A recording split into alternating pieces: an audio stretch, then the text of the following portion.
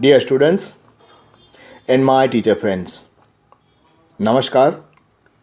I welcome you to the presentation lecture on absorption of carbohydrates. Now, once again, we need to understand this arrangement or the setup. Here, this is the lumen of small intestine, and this is the enterocyte cell of the small intestine, also known as the absorptive cell or the epithelial cell of small intestine. Then this are the microvilli, and together these microvilli, they appear like the bristle of the brush.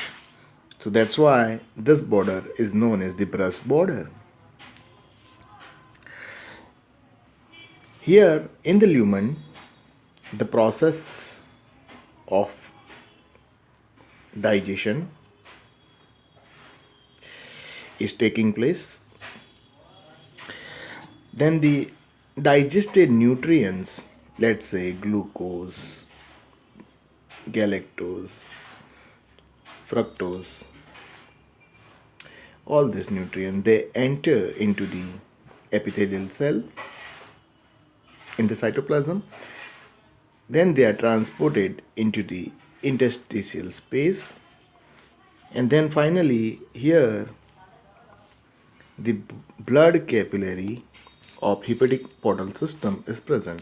So these nutrients absorb these nutrients, they are absorbed, and all these molecules, they enter into the blood capillary. But how this process is taking place, how it is occurring?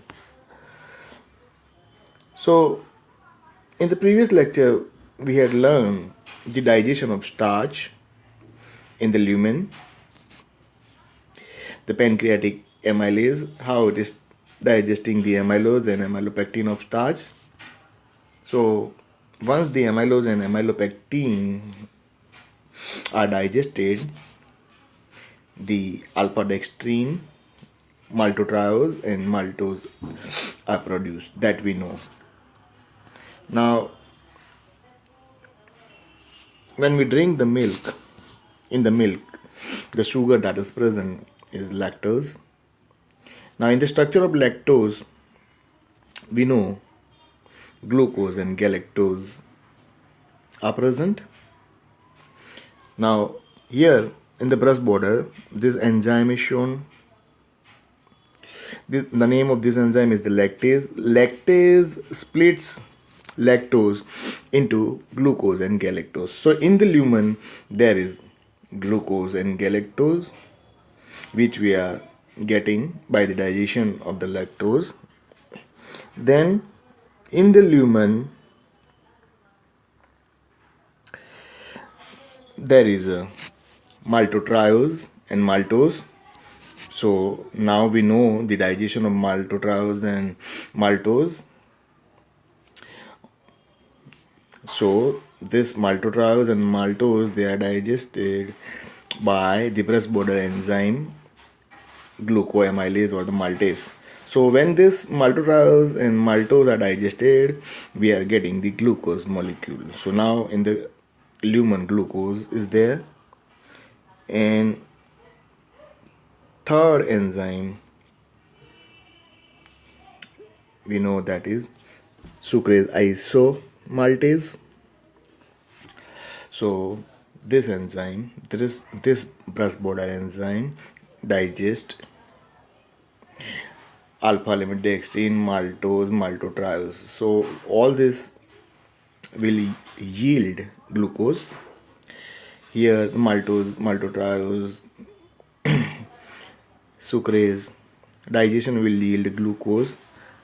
But when the sucrase enzyme splits sucrose, so then we are having glucose and fructose. So now the question is, how this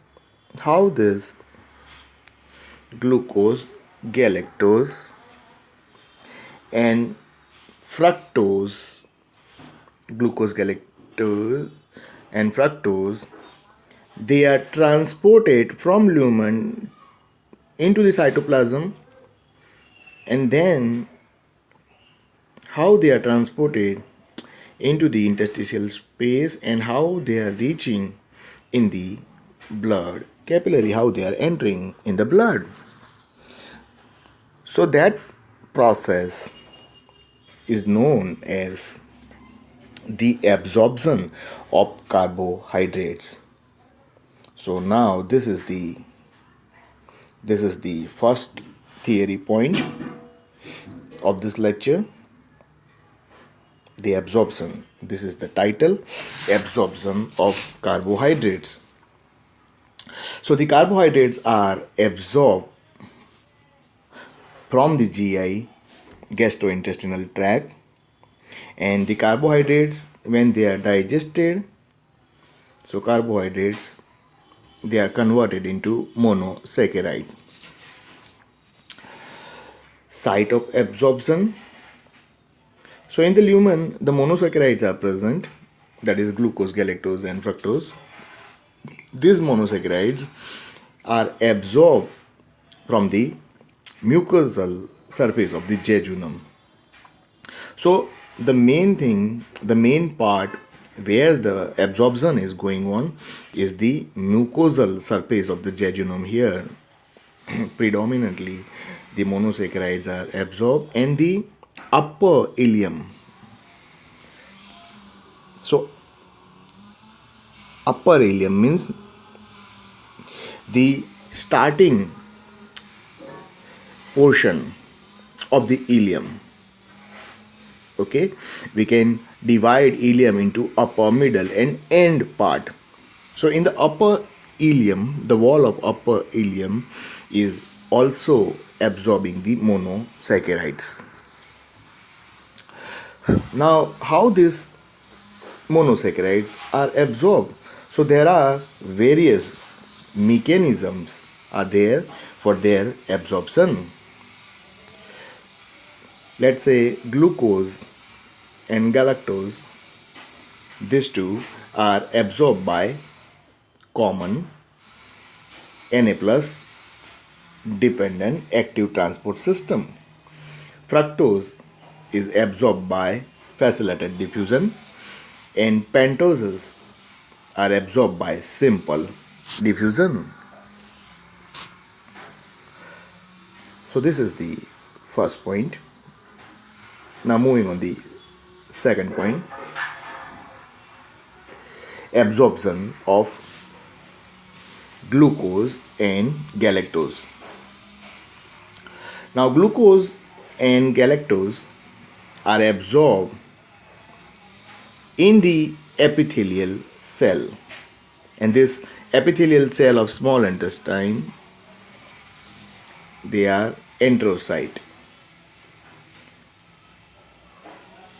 So this enterocyte, they line the mucous membrane of the small intestine. So for glucose and galactose absorption, the cells which are responsible, they are the epithelial cell, and they are known as the enterocyte cell. Now the plasma membrane, cell membrane of this cell is having microvilli, and this microvilli, they look like the bristle of the brush, and this microvilli together, they are known as the brush border surface, or the luminal surface. So in this brush border or the luminal surface, there is a active transport mechanism for the absorption of glucose and galactose. And this active transport mechanism for the absorption of glucose and galactose is known as sodium cotransport mechanism. And what are the salient features for the glucose absorption? So that we are looking into the figure how the glucose and galactose are absorbed.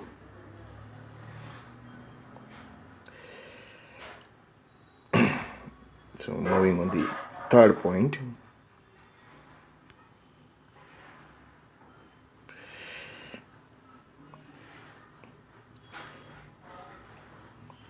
Now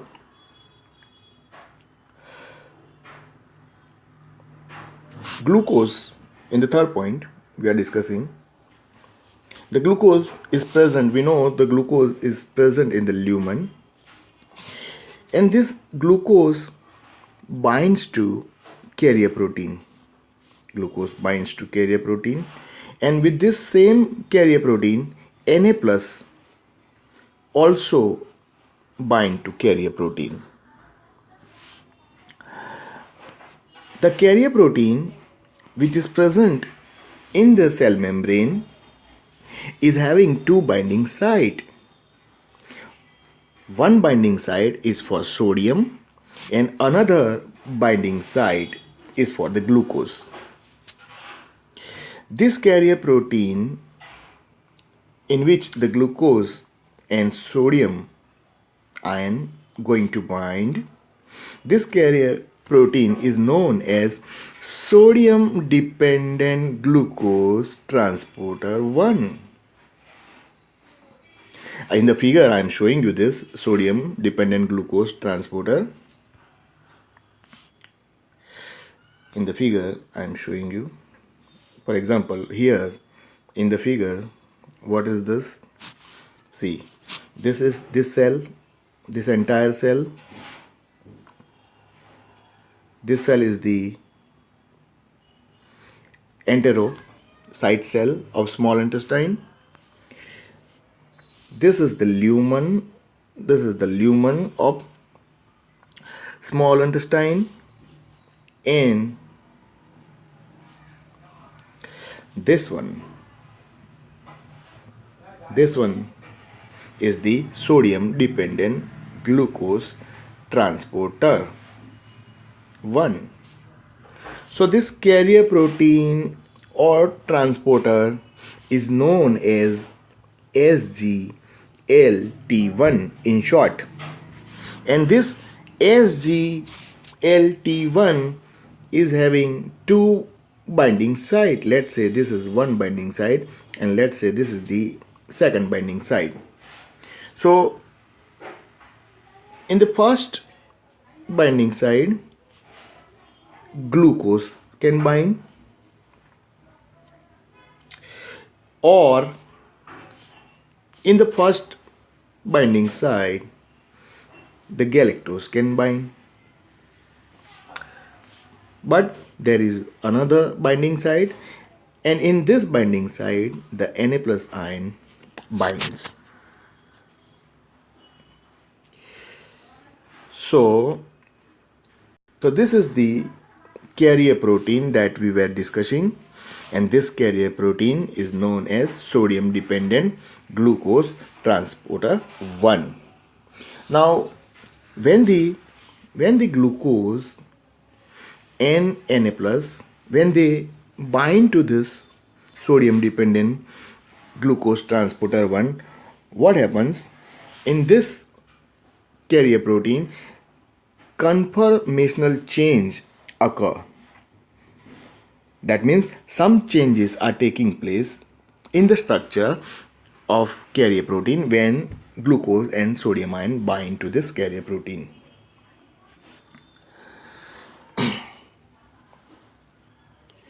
So this is the third point, and in the third point we have discussed carrier protein, the name of the carrier protein, full form and the short form, then the binding site, okay. And with the carrier protein, once this sodium and glucose is bind, so there is a formation of sodium glucose carrier complex. So now moving on the fourth point of our discussion. this is the fourth point. First, I am explaining the theory part and then I will show you the figure for this point.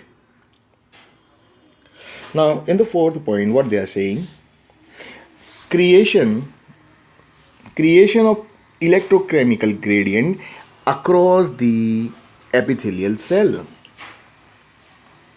Now, what is happening? Sodium is actively transported by the pump. What is the name of this pump? So the name of this pump is Na plus, Na plus, K plus, sodium potassium pump. This pump is known as sodium potassium pump, or Na plus, K plus, ATPase. This is the name of this pump. Now what this pump is doing? So this pump is pumping to whom?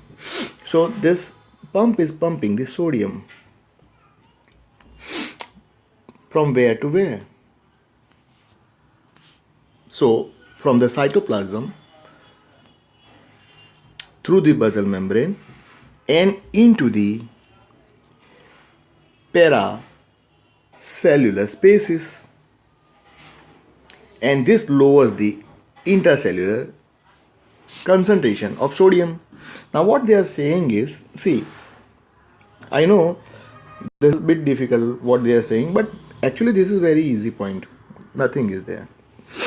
Just we need to understand what they are saying. See, this is the cytoplasm.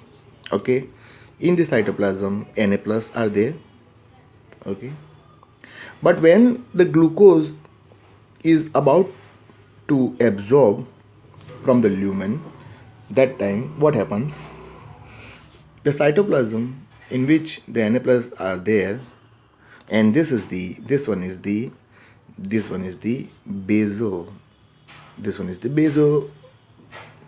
basolateral membrane, and in this basolateral membrane, the same membrane, I'm showing you one more figure so that you can understand.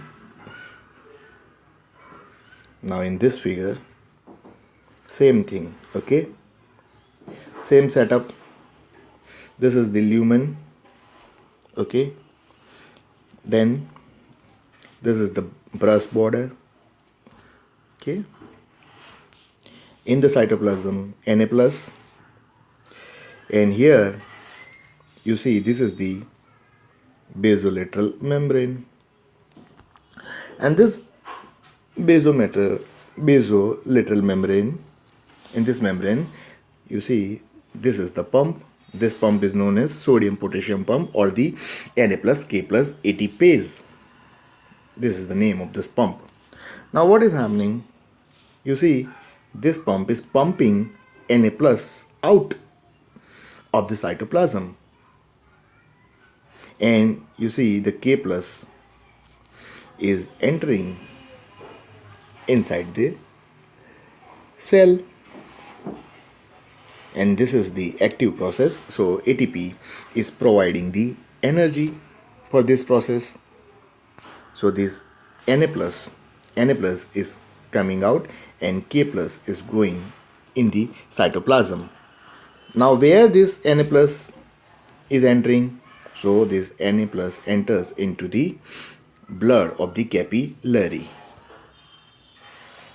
So in short, we can say from the cellular cytoplasm, the Na plus are thrown out, Na plus are pumped out.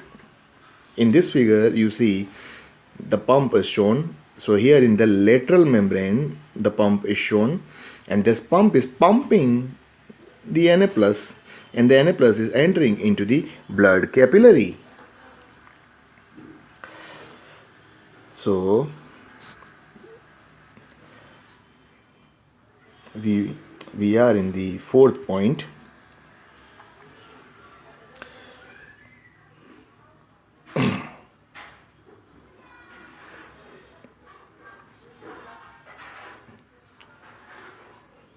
So this is the point that we are discussing. Okay. So now we have understand that how this sodium is pumped out from the cell. Okay, with the help of the sodium potassium pump. As the Na plus they are pumped out, what happens? The electrochemical gradient is developed, and this gradient is responsible for the movement of sodium and glucose inside the cell. Now, because of the electrochemical gradient which is developed in the cell, the sodium moves into cell from the lumen in the cytoplasm by the carrier protein or the transporter. And this sodium movement is downhill transport.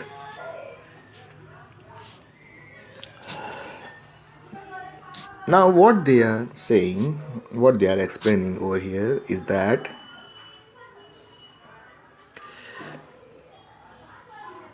here in the cytoplasm earlier sodium ion were there, and all this sodium, most of the sodium ion, they are pumped out by the sodium potassium pump. So now the concentration of Na plus has decreased in the cytoplasm, and in the lumen tremendous amount of Na plus are present outside. So now electrochemical gradient is developed, and this Na plus they are high in concentration in the lumen, and here they are very low because they are pumped out outside. So this Na plus rushes inside. And how they are rushing in the cytoplasm? So with the help of SGLT1, and this Na plus from higher to lower, so we can say it is the downhill transport of sodium. That is the meaning of this entire point.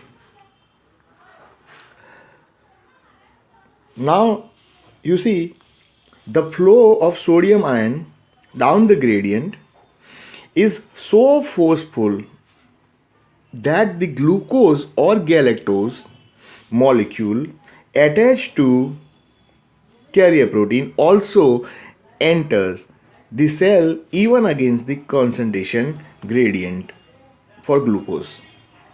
So glucose is entering in the cell, that is uphill movement. What is the meaning of this thing is that here, see,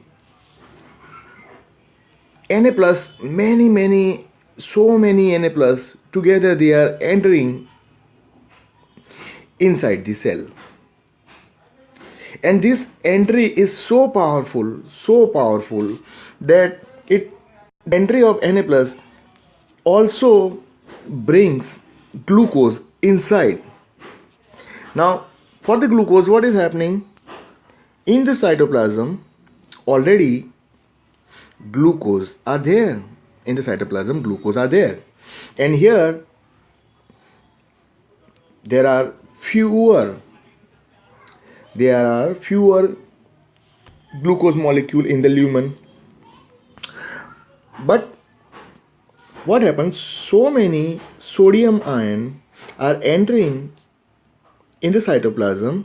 Due to that, even though here more glucose is present and here less glucose is present, then also along with the sodium, this glucose are also entering into the cytoplasm, and that's why the movement or the transport of glucose from low to high, that transport of glucose is known as the uphill transport or uphill movement for the glucose. Okay. Now, for this entire mechanism or the process of the entry of glucose and sodium, so this for this SGLT1 requires the energy. Okay, so with this we have completed the fourth point of our discussion.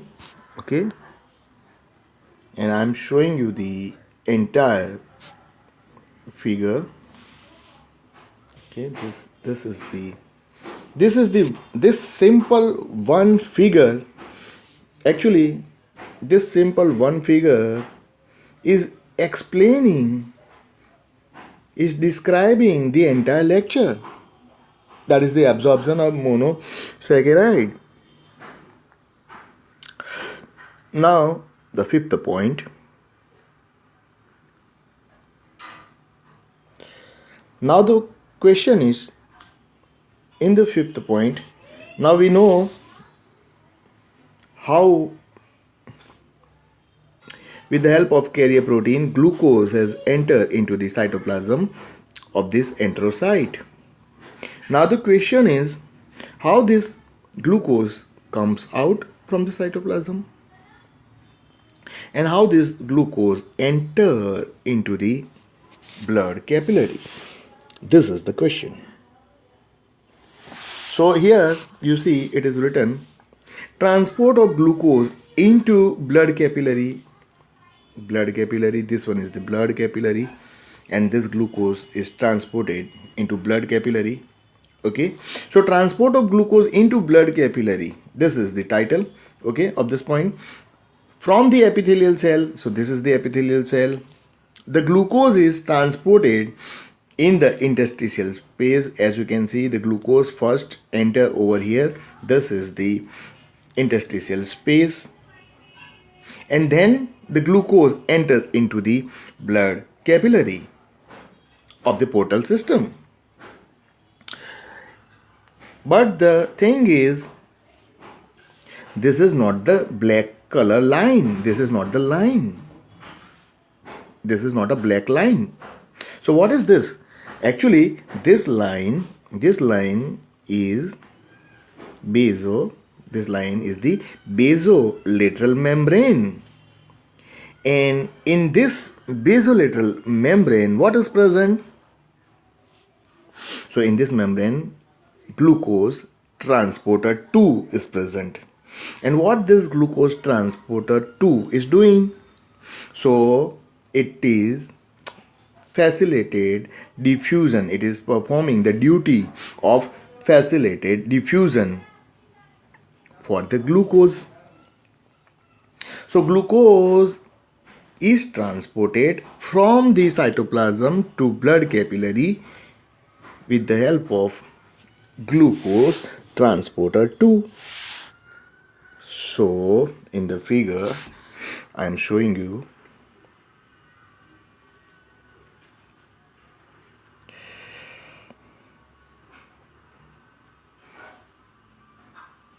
see, in this figure you can see glucose is there in the cytoplasm, and now glucose is transported by GLUT2, and then glucose enters into the interstitial space and then into the capillary. So, and here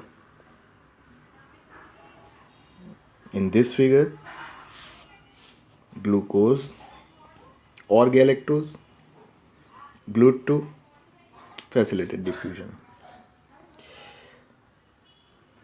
Now here in this figure, you see SGLT1, Na plus is coming, glucose is coming. Then with the help of SGLT1, Na plus is coming inside and galactose is also coming inside the cytoplasm. How they are transported? Glucose and galactose out from the cytoplasm. So you see, this is the lateral membrane, and the basolateral membrane is having the transporter, and this transporter is known as the GLUT2. So what the duty the GLUT2 is performing?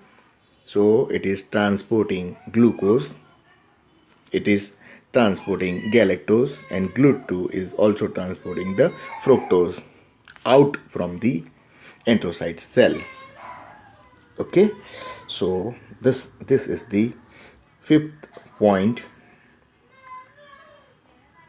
that is written over here. This is the fifth point. Now we are discussing the sixth point.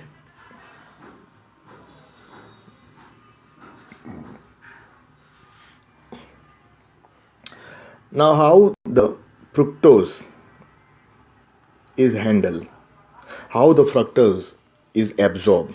Okay, so the absorption of fructose is different from glucose and galactose. Then, in the absorption of fructose, the process does not involve any energy requiring step or a co-transporter in the apical membrane. Instead, the fructose is transported across the apical and basolateral membrane by the facilitated diffusion. So here this point is very important. How fructose is transported. So we are remembering this point by facilitated diffusion. Now in the apical membrane, the fructose specific transporter is present, and this fructose specific transporter to which the fructose bind, that is known as GLUT5.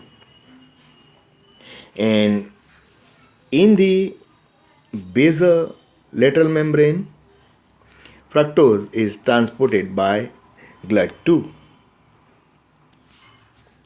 So here in the figure,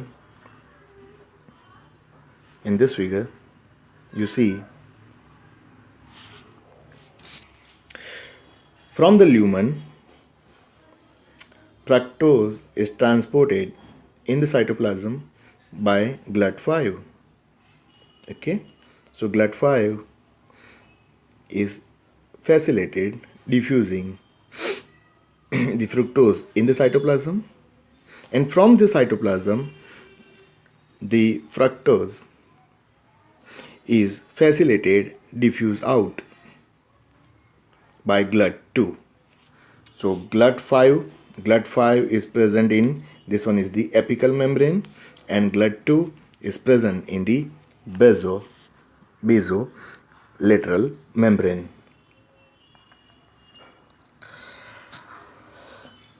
So that is the sixth point we are discussing. Now, only the facilitated diffusion is involved because fructose cannot be absorbed against an electrochemical gradient.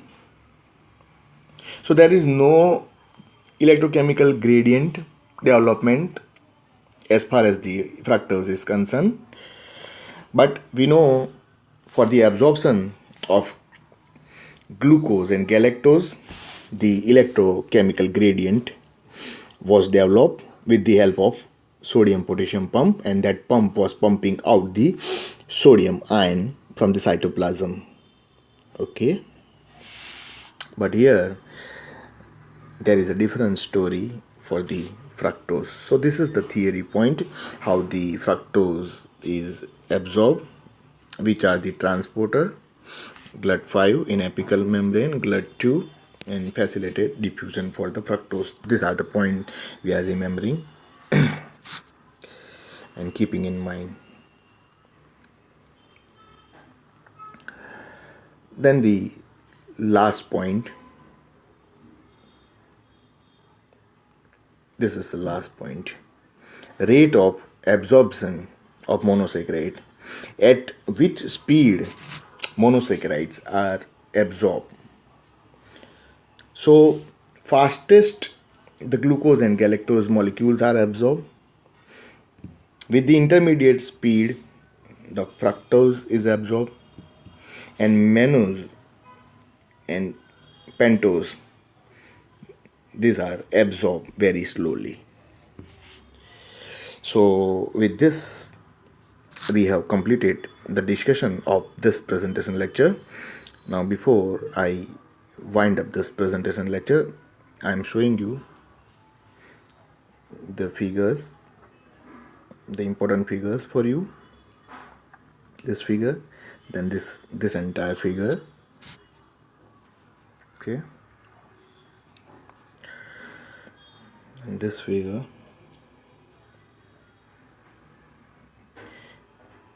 then this absorption of monosaccharide, and this information.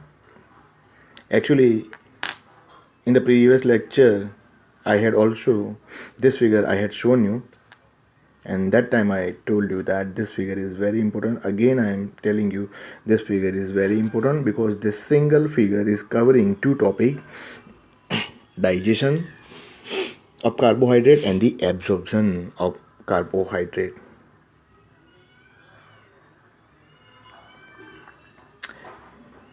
Yes. So with this, we have completed the discussion of absorption of carbohydrates. I hope you have enjoyed this presentation lecture, and I also hope that this presentation lecture will be helpful in your exam preparation and also in your studies. My name is Manish Kosti sir. I am from Ahmedabad, India. Bye bye. Namaste.